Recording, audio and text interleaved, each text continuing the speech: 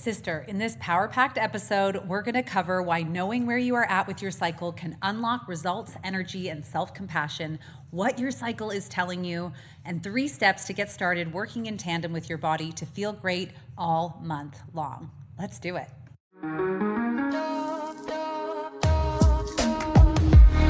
What's up, sister? Welcome back to the Period Whisperer podcast, the show helping perimenopause and menopause women de-stress your body and decode what it's saying to you so you can own your own health, energy, and weight loss again. If you're new, I'm so happy you're here. I'm Bria. I'm your host, a recovering people pleaser and hustle addict turned functional and holistic hormone specialist. Let's lean in and learn what your body is saying to you.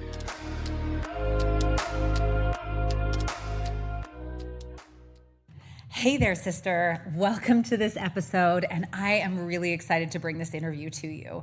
You know, for over the years, we've been starting to hear more and more about this idea of syncing with our cycle, with our actual menstrual rhythm, and recognizing in women's health that our period, our menstrual cycle, is our 5th vital sign. And it can tell us so much about what's happening inside of us, and it gives us messages all month long. So if you have been plagued with irregular periods, with hormones that are doing wonky things, with PMS symptoms that are bugging you, and you want to finally understand how to unleash it, or if you have been working on healing your hormones and you have a good cycle back again and you want to make sure it stays there, you're going to love this episode. I brought on Leah Brueggemann to come and talk to us about all about our cycle and how to sync with it and how to know it and how to track it. She's a functional diagnostic nutrition practitioner specializing in hormone balance for women. Sound familiar? She combines functional lab testing with nutrition and lifestyle shifts to help women finally get to the root of their issues. Leah has helped over 400 women personally get painless periods, stabilize their moods, get pregnant, and lose weight. And she is here with us today to share and dish on it all. So I hope you enjoy this interview as much as I did. And let's get some great cycles going, shall we?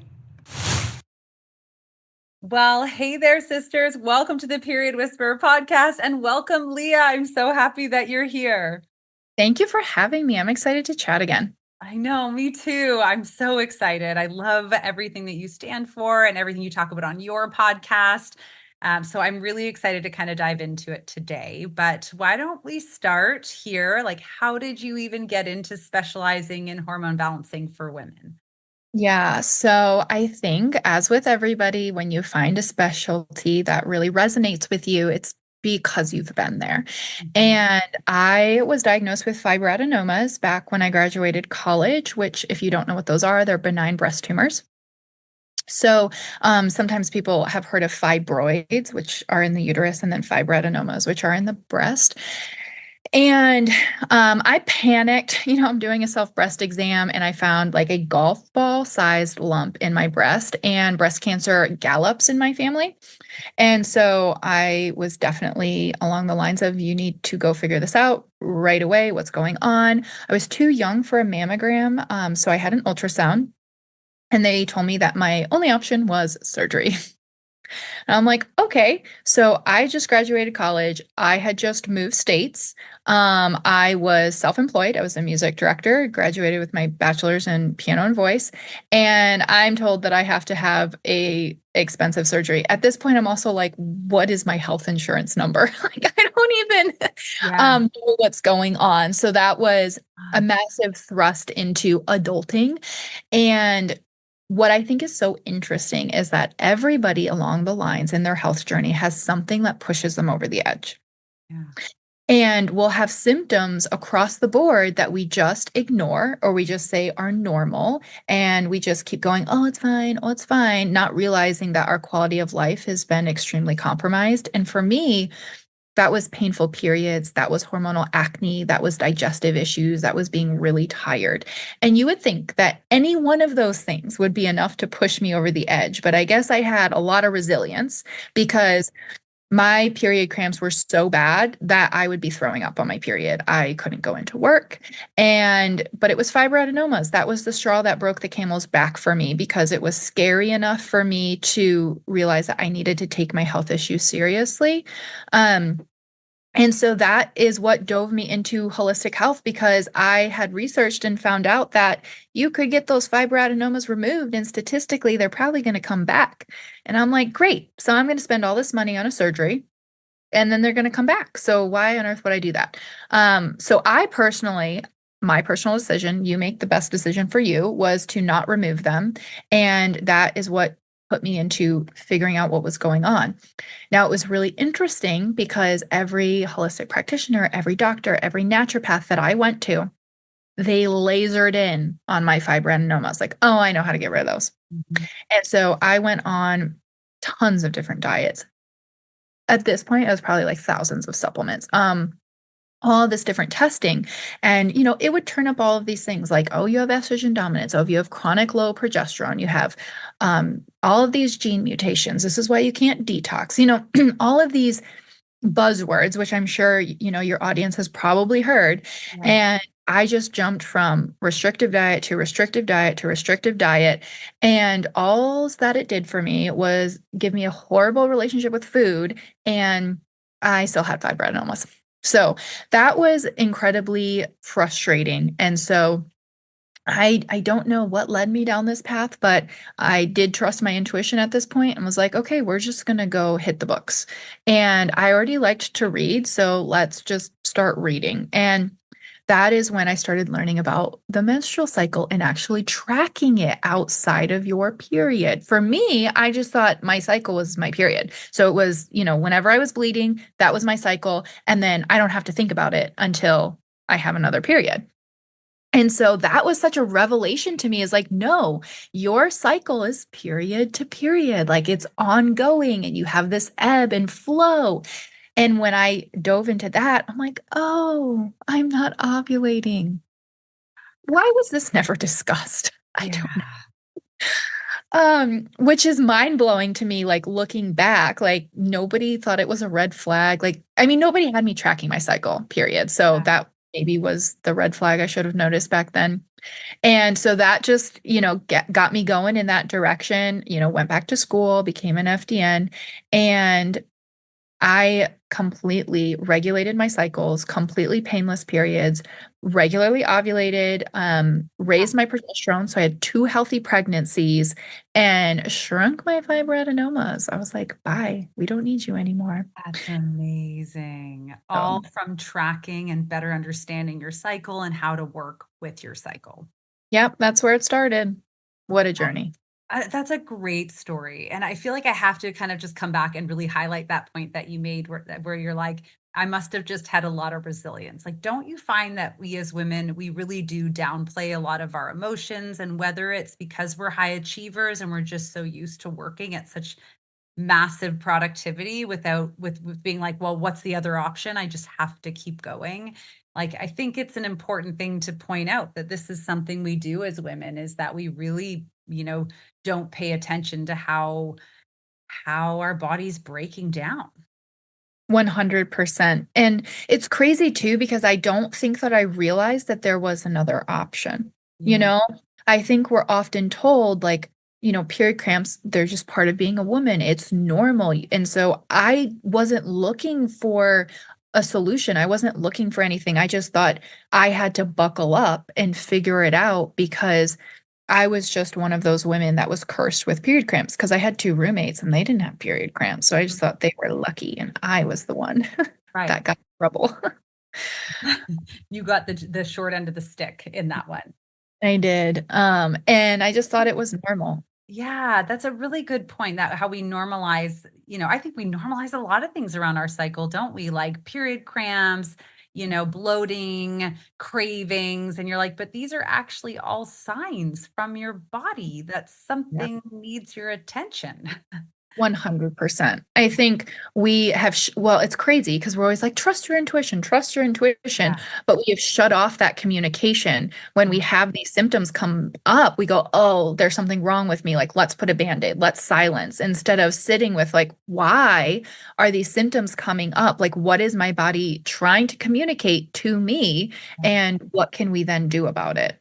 Yes, I love that. And So for you, and obviously it was better understanding your cycle, tracking your cycles, learning about the cycle that really has helped you like feel better, have pain-free periods, shrink your what did you call them? Fibroadenomas. Fibroadenoma, thank you. I knew I was gonna say that wrong. Fibroadenomas.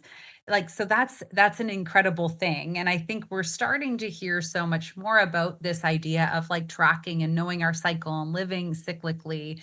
So, why Yeah. don't we break that down just a little bit more for everyone listening? Like, what does that even mean to start to use your cycle and work with it for these results that we want? Yeah. So, working with your cycle, understanding your cycle is part of my three-step framework that I always use with women to balance their hormones. And it's step one because we can't change anything until we know what is going on. And when we are looking at the menstrual cycle, we often think like I'm going to do whatever I need to do every single day for my health. But in reality, different needs pop up on different phases of your cycle. And so our body is then working harder just to reach equilibrium instead of thriving. And so when I think about cycle syncing, it's really about working in tandem with your body so everything's easier Yeah. instead of just making your life harder. And one of the easiest ways I can explain this is cold plunging. So I think that cold plunging has definitely risen in awareness in, I don't know, the past year. And if you have anxiety, if you have this, like everybody should try cold plunging. Well, the thing about cold plunging is that it may not be great for you depending on where you are in your cycle. Mm. And when you're post ovulation, so that 2 week period before your period, I should have used a better word there, that 2 days, your body temp is higher because progesterone raises your body temp. Yeah. So why on earth are we going to go cold plunging and purposely go against what your body is naturally doing during that time?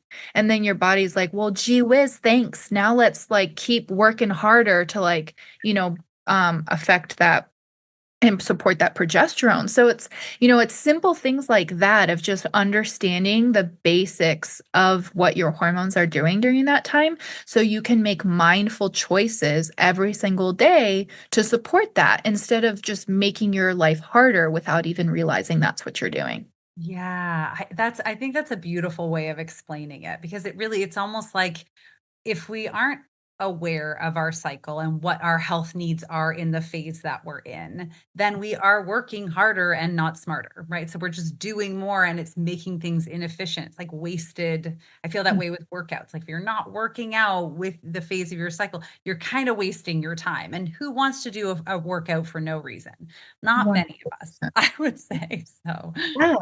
that's I completely agree, and it's like you'll get hungrier at different phases, you have different needs for protein, you have different needs for, like, food intake, and mm, I think we just get stuck in, like, "Oh, I'm doing this diet, or I'm doing this nutrition plan, or I'm following this lifestyle and these workouts," and that works great for a guy. A guy has a 24-hour cycle, it starts and ends every single day, so the doing the same thing every day works great for him, yeah. not for us, and so, just first, I think we need to understand our cycle and to track it. Then we Mhm. can figure out how to work with that. And then it's really like, how do we do that in our actual life? So Mm, it's a seamless process, is kind of how I look at it. So, um, number one is really going to be let's understand our cycle. And I know that your audience probably already has a basic grasp of that.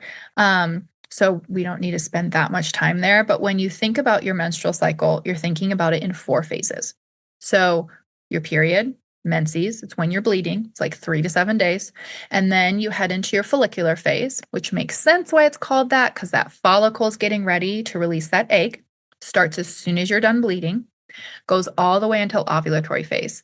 So ovulatory phase is when that literally ovulation is going to happen. your body's creating cervical mucus, is how you know it's starting. And then your temp spikes to let you know that you've ovulated.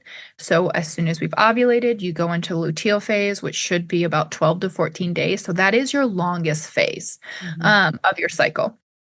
So when you have these 4 phases, you want to think about, what is my body naturally doing? And then you can learn how to optimize that. Now, when you also realize that, oh, my body's not actually doing that, that's your clue into, oh, something is wrong with the hormones in that phase. So then this also starts to be a diagnostic tool, Yeah. which can be cool. Because I think often we go into the doctor and we're like, I have a hormonal issue, but I have no idea what's going on. Yeah. And then neither do they. Yeah, this is That's also always fun. Yeah, that's always really fun.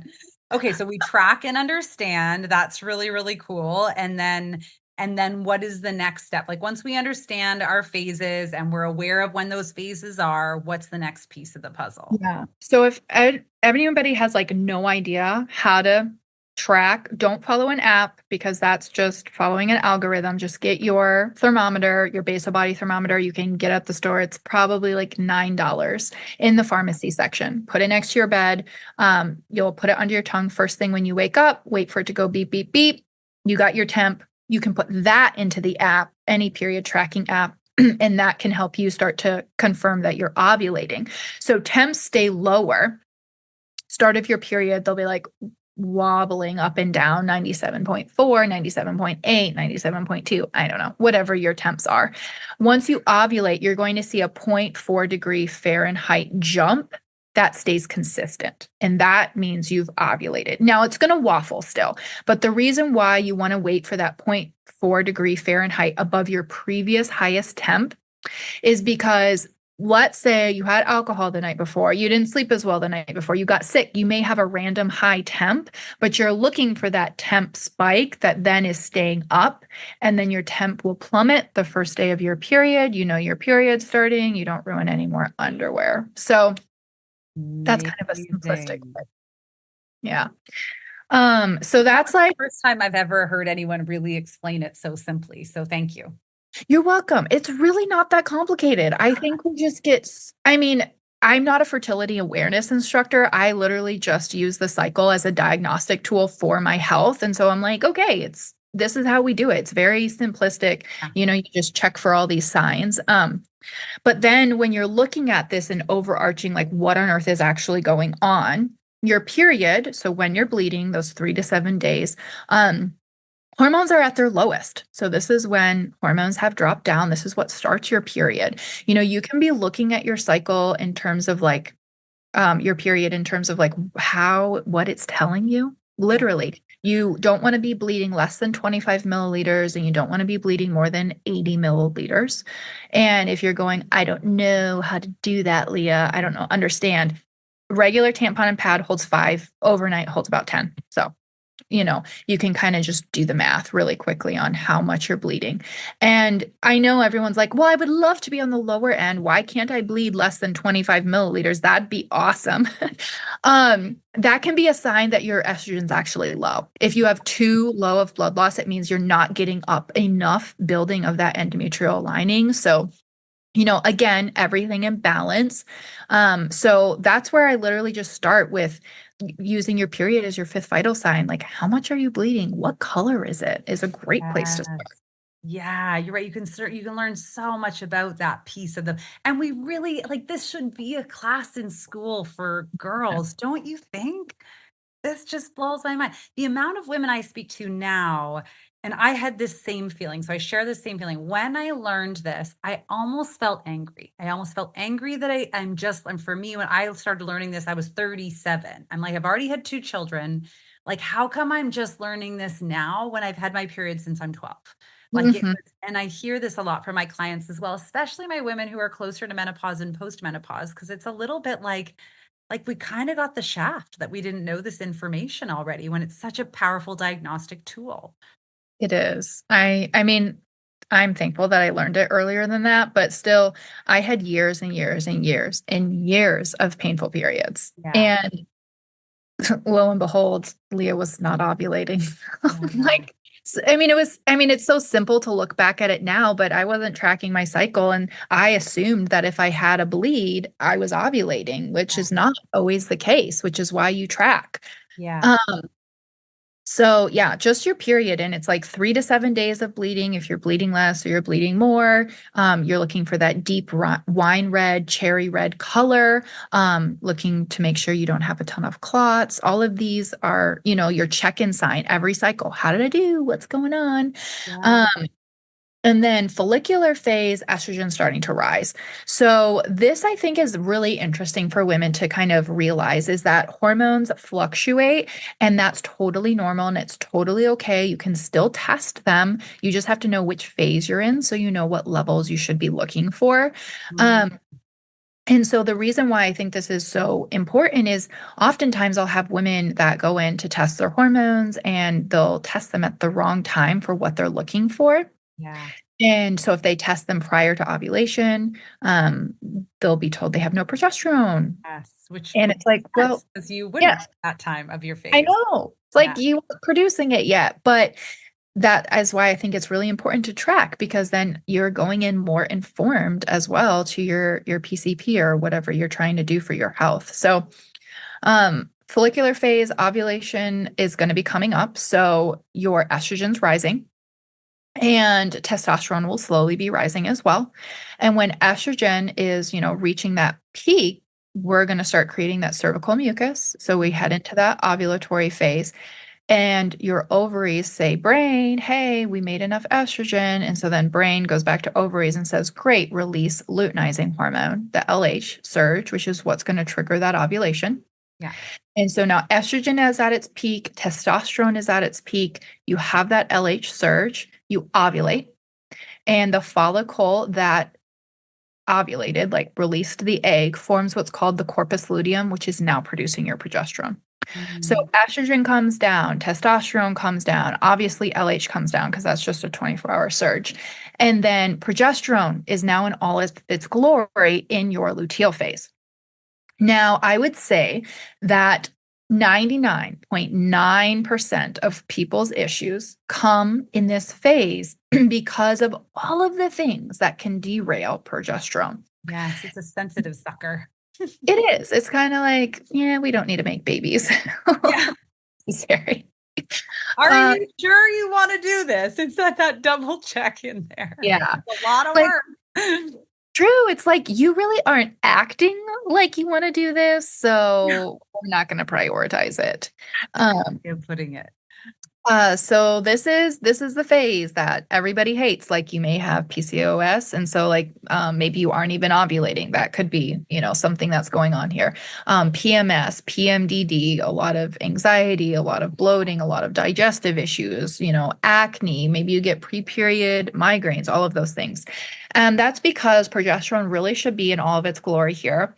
And the fun thing about progesterone is progesterone and cortisol are both made from pregnenolone, which is your grandfather, grandmother, whatever you want to call it, hormone all the way up here. Mm-hmm.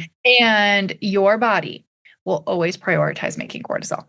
Mm-hmm. There used to be there used to be the theory that cortisol would steal from progesterone, and that has been debunked, but your body will prioritize making cortisol because we often hear about cortisol in terms of fight or flight. Mm-hmm. That is true.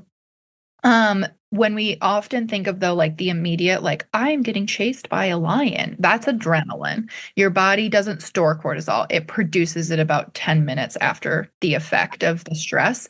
But if you are stressed chronically, we will chronically have high cortisol until your body's like, this is not safe for us anymore. And then you have what people often like to call burnout.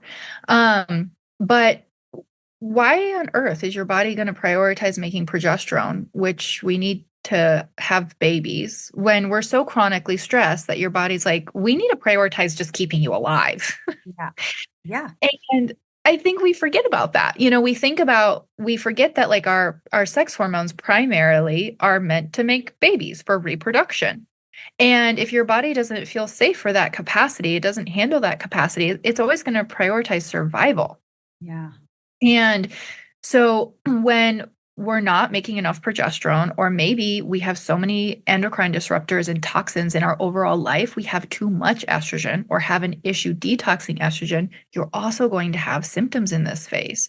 Yeah. So it's really crazy how anybody's symptoms can come and manifest differently, but they can come back to a similar issue of maybe too much estrogen or too low of progesterone, not detoxing it well, things like that. Mhm. Um, but I think that kind of helps to bring it into perspective of what is this phase actually happening? Like, think about that phase kind of like as a mini nesting. Even if you aren't pregnant, like that's kind of how you want to think about that in terms of what's going on in your body. And if we aren't, slowing down a little bit or prioritizing rest or prioritizing stress management, well, then your body is just like, why on earth am I going to help you? And I'm going to give you a horrible period because we don't have the tools that we need, and I need you to listen. Yeah. And we will have hormonal migraines, we'll have whatever. And do you know what you do when you have hormonal migraines? Do you know what you do when you have period cramps? You probably have to rest at some point because you can't function. Forces the issue, doesn't it? It's like Yes. that is how life works, like you said in the very beginning of this. Like if you're not gonna listen, not gonna listen, something is gonna come big enough to make you listen. Yeah.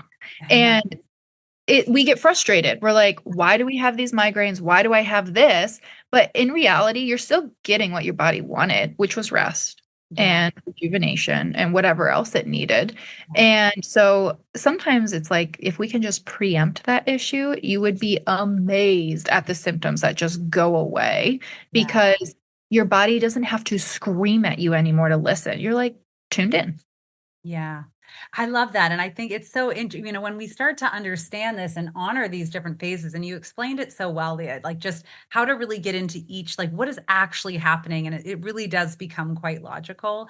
But like when we realize that, in the follicular and ovulatory phase, we can actually have like 150% of our energy, then like taking a hit at 25 or 75 doesn't seem so bad, right? When it's like, on our, look, women on their best days can like outperform and outproduce men, I think, Mhm. hands down times two. But we Yeah. can't expect to like Olympic levels of output all year long. We do need to make sure that we have this kind of recovery period. And that's, part of what's happening there. So I love how he explained that, because it's like all these are these messages from our body to pay attention and do what it 100. needs. And if you Yeah. don't listen, we're going to hit perimenopause, which is sort of where I land a lot with women. And the body's going to be like, well, we've done it your way. It doesn't work. We're going to do it my way. And that's what happens. And it's frustrating. It is, especially if you feel like you've been doing everything right, like you've been eating all the right foods, you've been working out, you've been getting sunshine, you've been prioritizing sleep. It can feel unjustified that all of a sudden you have these symptoms and like why is your body doing this? But it's really kind of like what is your body trying to tell you? Yeah. And what I think is really interesting when we're looking at the cycle, I'm going to give an analogy, which I don't mean to be disrespectful because I'm going to talk about horses. I'm not comparing this to horses, but um, I heard one time that geldings, like for example, they're very chill, they're very predictable. They kind of show up the same every day at a show. And, they don't get what we call, which is marish. And if you have a mare, like sometimes they will call it being marish. And there was a performer one time, like someone who showed horses, and they asked, like, so you probably would always want to perform with geldings because they're predictable. You know what you're going to get when you show up. And he said, no, hands down, I'd rather have a mare because on her good days, she outperforms all of the males. And so, it's like if I'm going to go into the show ring 5 times and like 4 out of those times I'm going to take home gold, and then 1 time I don't take home gold, I would rather do that than go into the show ring 5 times and only win 5th place Uh, consistently. That's a really good analogy. I like that metaphor. And for anyone who doesn't know horses, geldings are male horses that have been neutered. Yeah. Castrate, basically. Yeah. Castrated. Yeah. No, cannot make babies. Yeah. Much more No, predictable. yes, because like they're kind of like taking that hormone equation, out of it, which is your superpower. Yeah. And when I think about that in terms of the cycle, women also are often, I don't want to slow down. Like, I need to show up for these deadlines. I need to do XYZ. I, need to Do it stay all. up. Mhm. Yes, I need to do it all. And you can do it all in a season. And each season Mhm. requires different things. Yeah. And so if you slow down, maybe you slow down to like 75% of your capacity at different phases of your cycle to give yourself that rest, then you get to show up 125% the rest of the time. But if you don't slow down when you should, if you don't give that rest, you're going to be so unpredictable in whether or not you can show up. And that's where when you work in alignment with your cycle, like what's going to happen. And so, like, I'm not going to schedule interviews to the best of my ability on my period. Yeah. Yeah. And It's not the time. I'm not going to be my best. I'm not going to perform my best. It's not what I need. And exactly. yeah, it also, I always think of it in terms of like Olympians. I'm like, Mhm. Olympians ask Olympic levels of output of their body, and they also have like, really great rest, really great cross training, really great massage, really like they know that in order to peak perform, we have to balance that out with rest. Mm. In all of those cross training ways. And if we are going to go through life as women expecting Olympic levels of output, we've got to balance that out. So but I love your horse example. Uh, Yeah, you can amazing. steal it. Okay, so sorry, no, it's incredible. So we have we want to track, we want to know kind of the phase, we want to, get into each of those and really understand them. Did I miss the third tip, or was it all kind of put in there together? No, I think the thing that we kind of want to really look at is where are things going off? So, for example, you may be looking at your period and you're like, or your follicular phase, which is when we have that creativity, you start to have that energy coming up, testosterone is rising, like you start to have, better conversations, communications better. And you're like, I don't feel that way at Yeah. all. Like that phase is horrible. Yeah. Um, that first cycle when after you've learned about this is really just understanding, like just start paying attention to what your body signs are, because if you are not feeling that creativity, if you are not feeling that energy, like you can crush the world, something is off. And that gives you it's that red flag to be like, okay, I need to dig deeper here. It's like, maybe I'm not producing enough estrogen, maybe my adrenals are needing more support, that starts to give you those red flags, or I don't even know if I want to call them red flags because they're more like warning signs of like, Yeah. hey, pay attention. Um, so first cycle really when you're tracking is just awareness. Just figure out what's going on. And then the next couple of cycles you start going, okay, I know creative phase, energy phase, follicular, ovulation. I'm go, go, go. You build muscle easier. You're more sensitive to insulin. You utilize carb better. You literally are more creative. This is the phase, like as soon as you're done bleeding, it's like the first day of my rest of my life. People sign up for the marathons. They like put all the I'm coffee at right dates. now. Yeah. Like I can crush the world.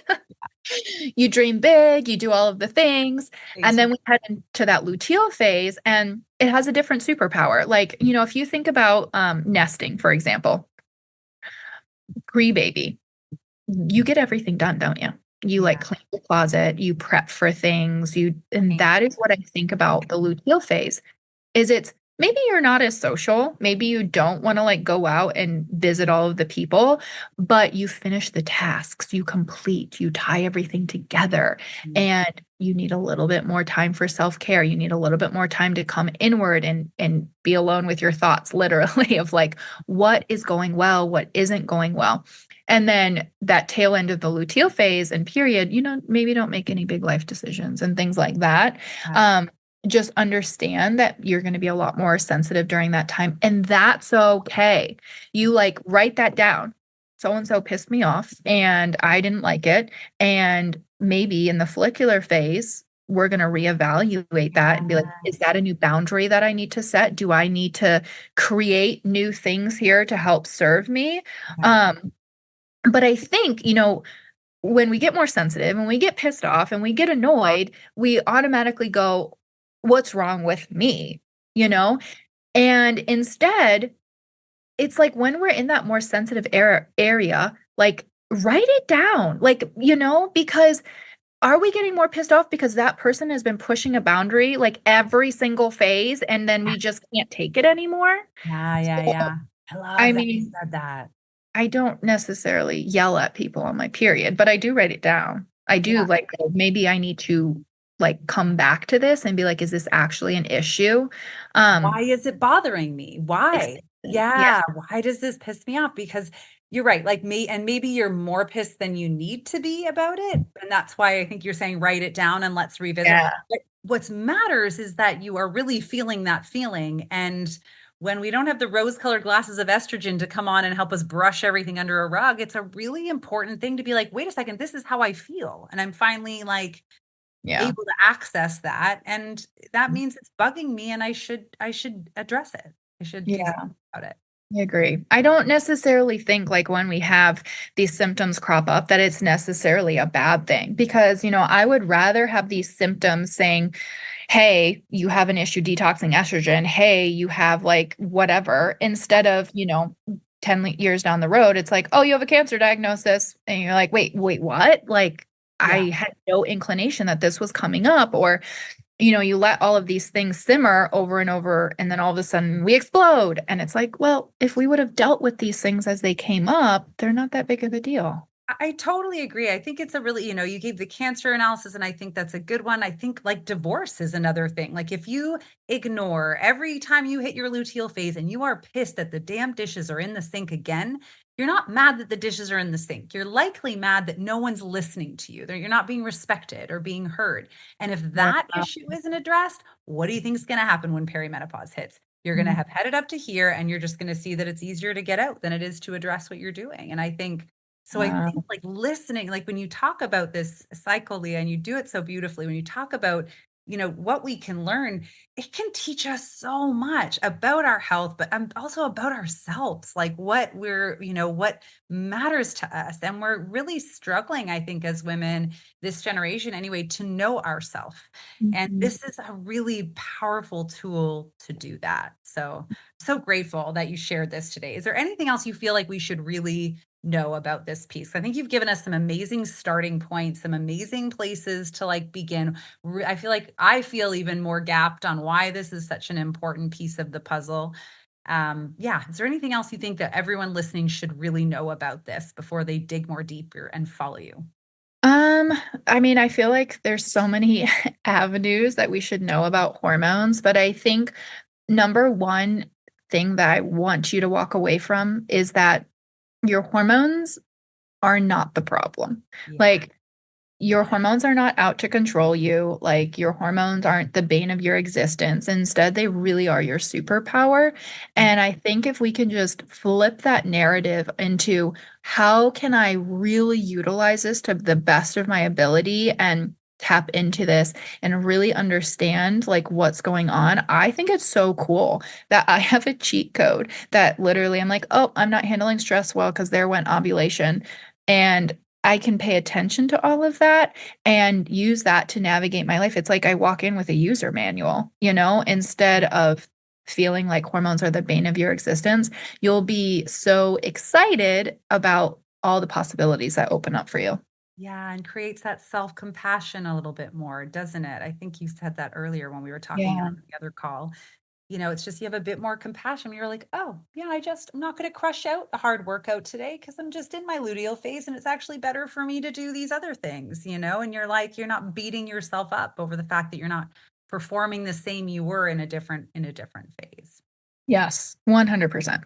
I love that. I think this has been so wonderful. And I think for the women who are listening, especially, because so many women listening are really more in like really in the perimenopause years where they might be starting to have irregularities in their period. And I think that this is so powerful because perimenopause gets a bad rap too. And I think it's like your cycle coming with a big fat pink highlighter to be like, hello, you missed the first 42,000 flags. Here's the other one before we get into the danger zone. Right. And I think we think, oh, my periods are regular. Again, it's my hormones, but it's often other things that are irritating it. And when we start to tune in to this cyclical way of living, often our period can return to a very, wonderful state. And it's not just because you're getting old or not just because you need to accept it or you're heading towards menopause. Like often Mhm. we can have just like you can have a very beautiful cycle, all 28 days, we can have a very beautiful perimenopause into menopause. But we gotta pay attention and we have to honor this cheat code. We do. We 100% do. Yeah, I love that. Thank you so much. This has been amazing. So, for everyone who I think should go right out right now and go follow Leah and better understand their periods, where do we find you? Yeah, so I'm on social media under Leah_Bruegg, and I'm on all platforms with that handle, so that makes it easy. Yeah, And then my podcast is Balancing Hormones Naturally, and that's on all platforms, so can come check us out.